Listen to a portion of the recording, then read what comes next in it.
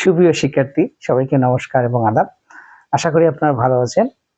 আমি মৌলিক বেষ্টিক মৌলিক সামষ্টিক অর্থনীতির সাজেশন দিয়েছি, ওই অনুপাতে আমি মৌলিক গণিতের কিছু অঙ্ক দিয়েছি, আজকেও দিচ্ছি।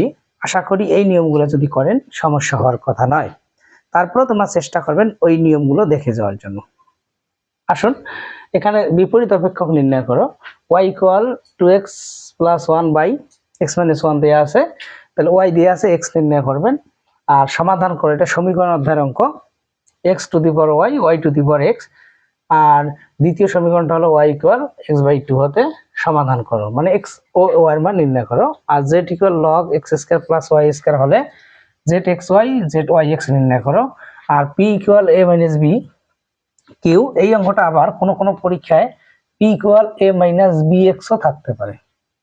ঠিক আছে, যদি যাই থাক না কেন ওইভাবে অঙ্কটা করবেন। তারপরে u ইকুয়াল কত আছে 3x square plus 4xy plus y square হতে dx স্কয়ার u নির্ণয় করো। এটাকে বলে মোট অন্তরক, দ্বিতীয় মাত্রার মোট অন্তরক। দ্বিতীয় মাত্রার মোট অন্তরক নির্ণয় করো,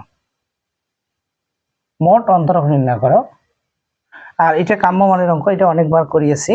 তারপর দেখবেন যে c equal a Q into Q by Q plus B আর Q plus D plus K হতে mc equal 1 plus D into B minus D, আর এখানে হলো কিউ প্লাস ডি স্কয়ার। এইটা নির্ণয় করো, এটা কাম্য মানের অঙ্ক।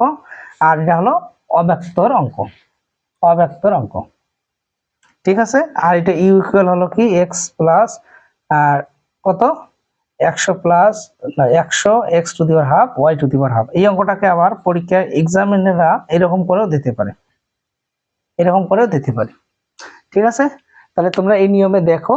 আর তোমাদের বেশি বেশি করতে হবে, যে নিয়মটা আসেনি ওই নিয়মটা। তোমাদের সবার জন্য শুভকামনা থাকলো। দেখা হবে মৌলিক পরিসংখ্যানের সাজেশনে। এ পর্যন্ত ভালো থাকবেন, সুস্থ থাকবেন।